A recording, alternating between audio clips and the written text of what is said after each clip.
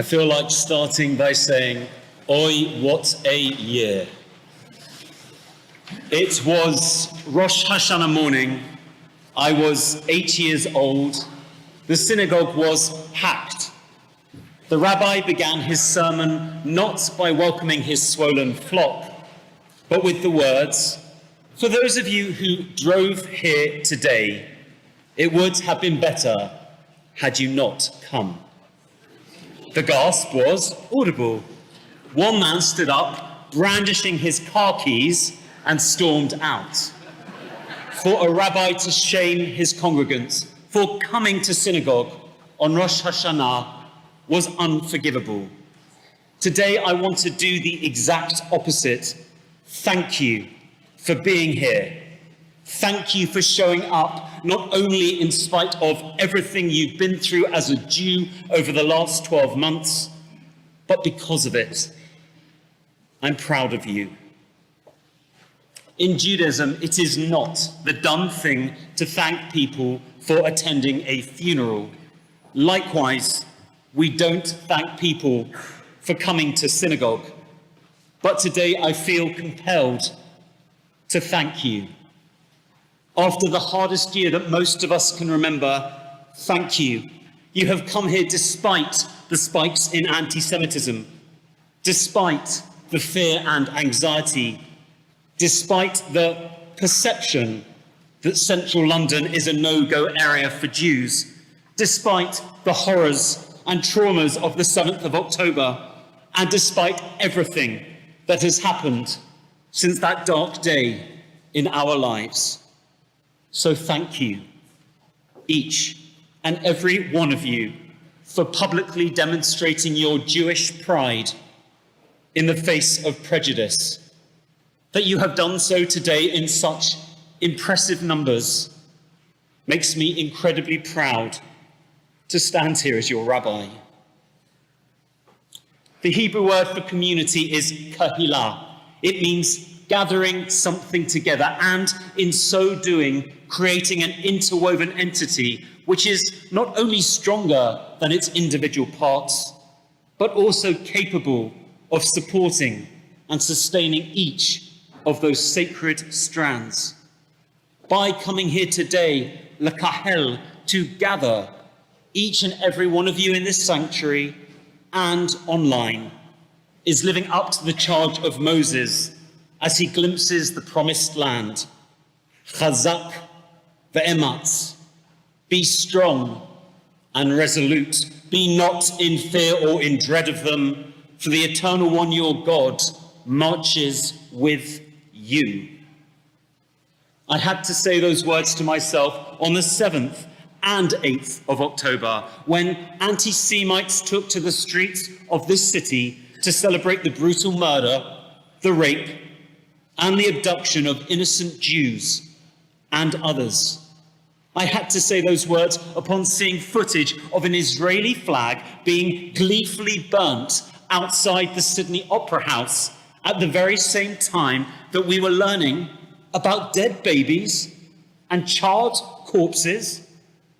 I had to say those words, Chazak ve'ematz, be strong and resolute, when on the 14th of October, I was caught up in the tail end of the first demonstration through the streets of London. Some people had stuck sinister pictures of Hamas hang gliders on their backs. At that point, there was no ground invasion of Gaza. Even the airstrikes had only just commenced, but that did not stop both the pro-Hamas haters and many well-intentioned protesters exercising their democratic rights as they took to the streets of London. The chants heard were at best naive, at worst sinister, thinly veiled anti-Semitism to make the Jewish homeland Jew-free from the river to the sea is not a threat to be ignored. Even worse, in the wake of the worst Jewish massacre since the Shoah, the echo of that nightmare was all too apparent. And yet, every time I felt horrified and scared and angry. It was here, in this sanctuary, amongst this Kehillah, that I found the bonds of comfort and courage and peace. Alongside that great strength, there was one other emotion: pride. Pride at being part of this community, and pride at being a Jew. As some people in Anglo Jewry, out of anxiety, began to remove mezuzahs from their doors, and others told their children to remove any identifiable symbols of Judaism from their school blazers, more and more of you bought Stars of David, joined a synagogue for the first time in decades, chose to convert to Judaism, showed up to synagogue, attended a rally, and advocated for what you knew to be right and just. How could I not be proud? Showing even more strength of character, back in 1935, on the eve of the High Holy Days, Rabbi Leo Beck, the leader of German Jewry, wrote a prayer which he sent to every progressive Kehillah throughout the Nazi state, channeling Moses' charge of Chazak ve'ematz. This is what Rabbi Leo Beck wrote: "Our history is the history of spiritual greatness, spiritual dignity. We turn to it when attack and insult are directed against us, when need and suffering press in upon us. God led our ancestors from generation to generation. God will continue to lead us and our children through our days. We stand before our God. We draw strength." That prayer, full of courage, led to Rabbi Leo Beck's arrest. He walked off into Nazi custody with his head held high and his unshakable Jewish pride totally undiminished. How did he hold on to that pride? I believe the answer is found throughout Jewish history. When things have gone from bad to worse, when others have sought to exterminate and extinguish us, we've stuck together and kept alive the flame of our 3,500-year-old faith. To quote the Israeli poet Abba Kovner, "This is the story of a people which was scattered all over the world and yet remained a single family, a nation which time and again was doomed to destruction, and yet out of the ruins rose to new life." Surely that is something to be proud of. In the Psalms, we are called the pride of Jacob, the pride of the man who is later named Israel. And yet, as we know, too much pride can be a dangerous thing, because for every verse in the Hebrew Bible which charges us to be proud, there are at least 3 others which warn about the dangers of false pride. As it says in Proverbs, "Pride goes before destruction, a vain spirit before a fool." How then are we to retain our Jewish pride, and to do so with a degree of caution? Well, to quote from Jane Austen's Pride and Prejudice, "Vanity and pride are different things, though the words are often used synonymously. A person may be proud without being vain. Pride relates more to our opinion of ourselves, vanity to what we would have others think of us." In other words, when people think less of us, deflating our vanity, we feel shame. But genuine pride is about self-esteem. As Rabbi Jonathan Sachs explained, pride values others because we have learnt to value ourselves. The field of psychology identifies 2 different kinds of pride: vain, arrogance-based pride, which blinds us with hubris and deafens us to our prejudice, hardening our hearts to those around us. and to their very real suffering. In contrast, hard-earned, authentic self-pride, which goes hand in hand with self-esteem, not only makes us feel better about ourselves, but also compels us to connect with others in order to build a supportive community, a kehillah, in which we can feel proud. Friends, in the face of so much prejudice, we must not harden our hearts to the suffering of innocents. And just as importantly, we must not allow others to diminish our Jewish sense of self-pride. As a graduate of a rabbinic college named after Rabbi Leo Beck, I wish that I could say that my Jewish pride had never been dented. But the truth is that back when I was struggling to accept my true identity because of prejudice in the Jewish community, I felt ashamed. Alone and far away from a kehillah where I could be my authentic self, I started to sink. Seeing my distress, a non-Jewish friend bought me this book. It's called Coming Out Jewish.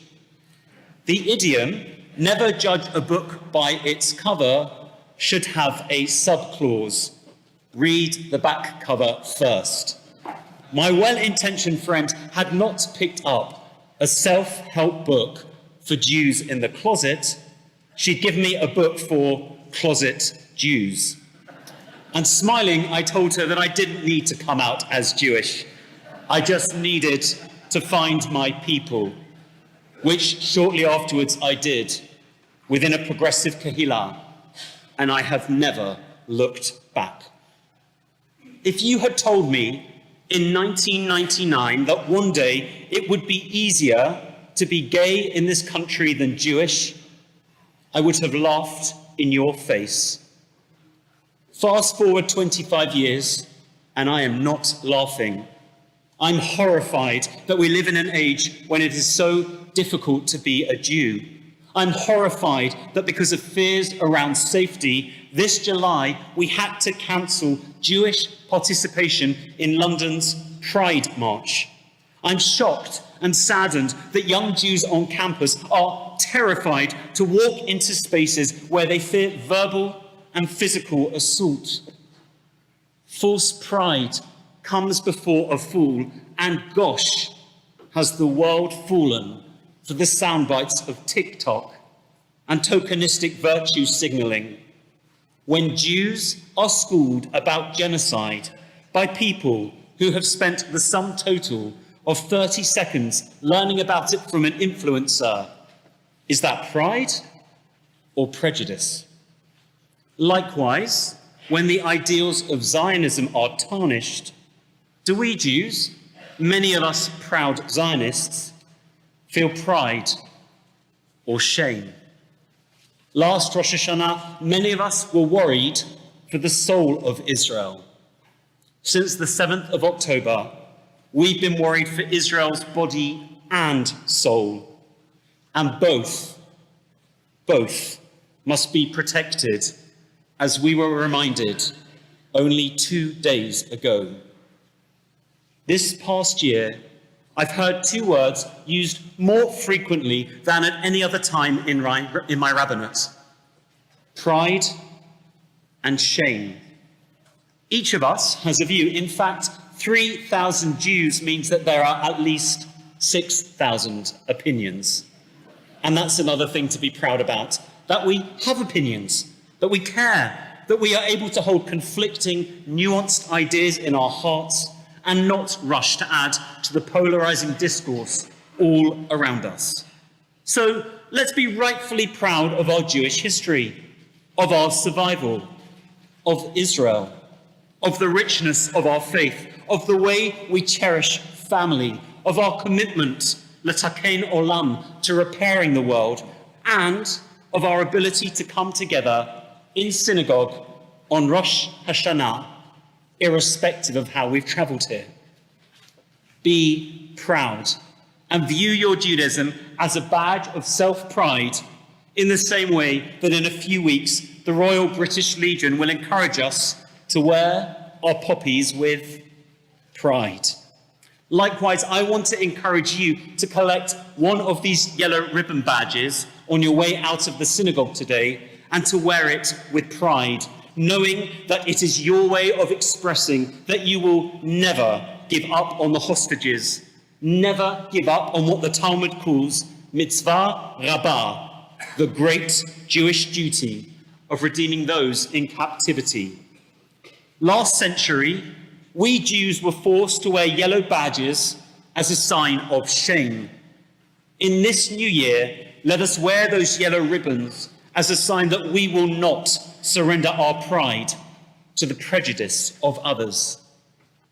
And if you're still not convinced, just a few weeks ago, at the Holocaust Educational Trust dinner, in the presence of the Prime Minister, a young Muslim educator called Zafran Pervez, wearing a yellow ribbon badge, bravely stood up in front of hundreds of Jews, amongst them Holocaust survivors, and said that not only must we never forget the Shoah, we must never allow the horrors of the 7th of October to be repeated. Moved by his words, I'm not ashamed to say I wept with pride for this young Muslim man. We too should be proud. Let us be strong and resolute. Let us stand together as a kehillah throughout this ongoing nightmare. And although we may struggle to wish each other a happy new year, I want to wish you a year of Jewish pride, because irrespective of how you came to synagogue today, by whatever means of transport, what really matters is that you came here today, you showed up. So thank you. Thank you. I'm proud of you. Chazak ve'ematz.